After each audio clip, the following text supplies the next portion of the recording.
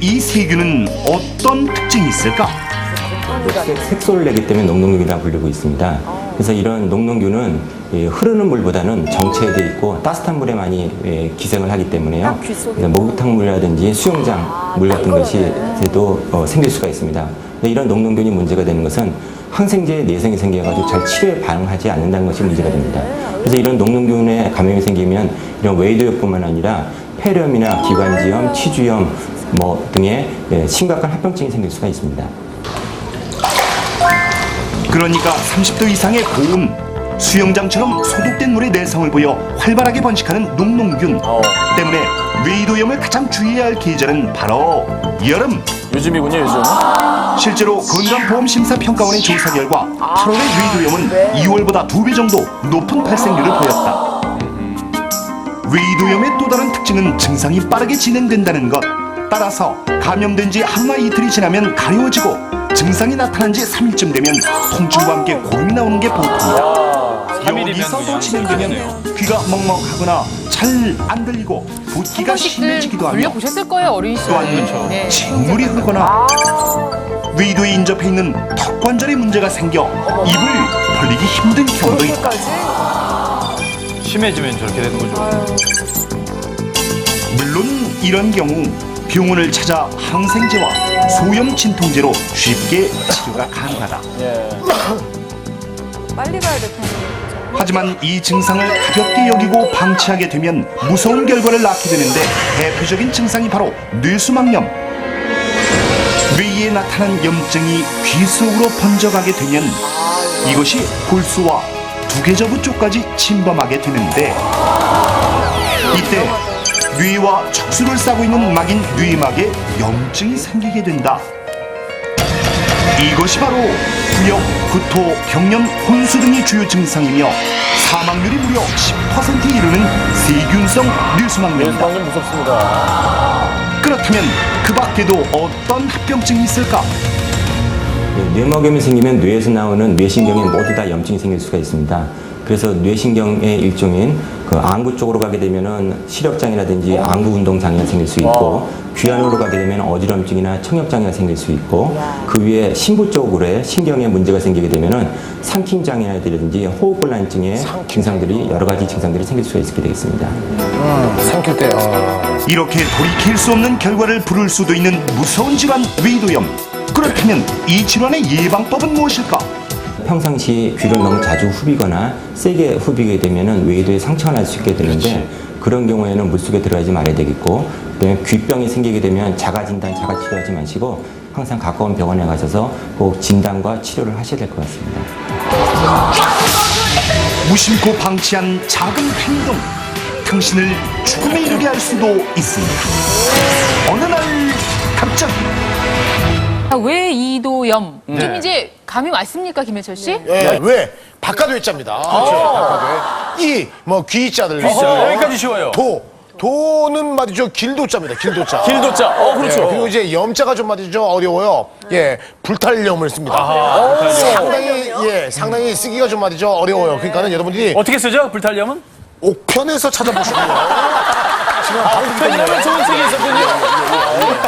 옥편에서 찾아보시고요. 그러니까 이제 그 바깥 귀에 염증이 생긴다니까는 특별히 우리가 말이죠. 이번 시간에 잠시 후에 선생님이 얘기를 해주시니까는 눈이 빠지면서 한번 잘 들어보십시오. 눈을 왜 빼요? 귀를 고치기 위해서 눈을 빼요? 그럼 잘 지켜보자 이 얘기입니다. 잘 보자 이거죠? 근데 여기 물에 들어갔다 오면 이렇게 하라 그러잖아요. 그거 좋은가요? 예. 이렇게 들어갔다 이렇게 하고 예. 이렇게 하라는 거. 그렇게 그 정도는 괜찮을 것 같아요. 예, 물이 빠집니다. 아니 근데 이렇게 하면요 이쪽에 있는 물이 더 들어가지 않나요? 그렇게 하면 들어가고 번갈아야지, 번갈아. 이쪽에 들어가고 빨리 해야지. 이쪽 빨리. 어떻게 해야 된다고요? 그렇게. 저 같아도 샤워 끝나면 항상 면봉을 해야 되거든요. 그리고 너무 이렇게 간지러워서 저도 항상 면봉을 들고 다니는 스타일이거든요. 네. 귀에 관련된 물건들을 제가 준비해봤는데. 이 강수영 씨 좋아하시는 면봉이요. 면봉이고요. 그 정도는 써야죠. 예. 이거 귀이개라고 그러나요? 귀이개. 어떤 게 더 좋을지 아니면 뭐 어떨지. 다 틀린 답인 것 같습니다. 뭐예요?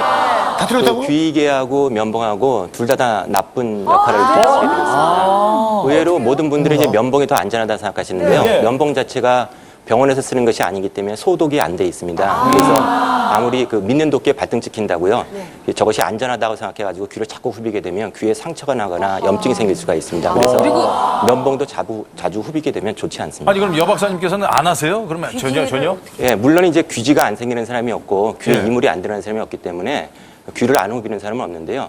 조심해서 될 수 있으면 소독이 되거나 깨끗한 걸로 사용을 하고 있습니다. 그런 게 없으면 아예 안 후비시는군요. 그다음에 이제 수영할 때 여러분 이제 수영 모자 가져가실 거고 귀마개 이렇게 좀 챙겨가시는데 그래요. 수영할 때 이거 둘을 다 챙겨가시는 편인지 수영할 때 특히 우리 아이들 챙겨줄 때 어떻게 챙겨주시는지. 기마개는 안 챙겨줍니다. 기마개 안 왜냐하면 하고요. 제가 수영을 좋아하기 때문에 해보니까 네. 평형 감각이 없어져요. 양쪽 다 막아놓으니까. 답답하죠. 답답하고.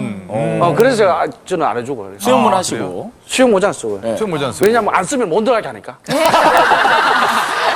수영모자 쓰고서는 이 길을 이렇게 이렇게 하는데.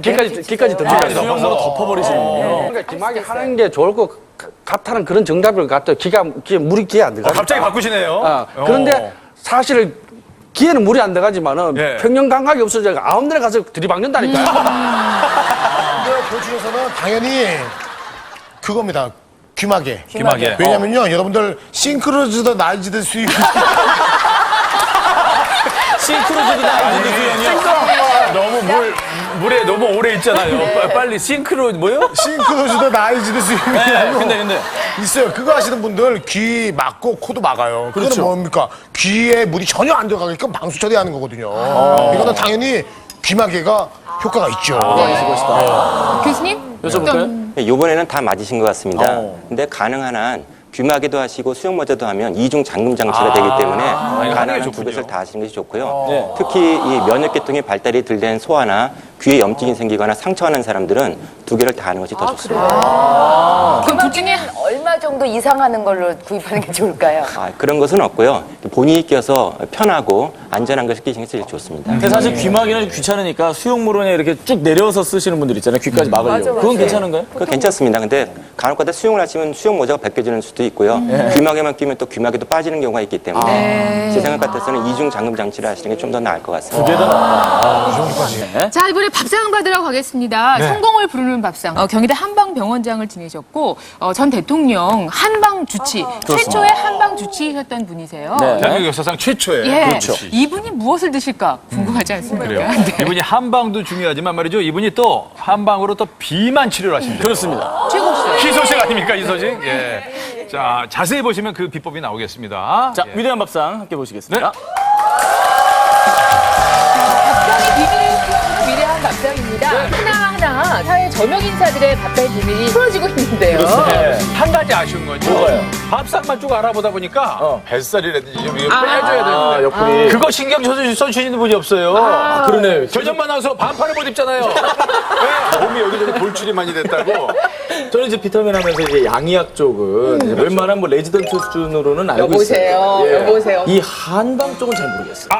거의 안 다루거든요. 우리는. 참 공교롭네요. 네. 어쩜 그렇게 두 분의 용도를 쏙쏙 뽑아서 우리가 오랜만에 대본을 봤네. 대본이 봤어. 아유, 예. 오늘 저희가 만나뵐 분은 정말 특별한 분이신데요. 이분이 3대째 한의사 집안이에요. 우리나라 최초로 전 대통령의 한방 주치. 고 노무현 대통령. 그렇습니다. 한방 주치. 또 일찍이 비만 관리에 관심을 가지고 1980년대부터 5천여 명의 환자를 치료했다고 하니까 비만에 살 빼줬어요. 관한 한 이분을 만나면 해결할 수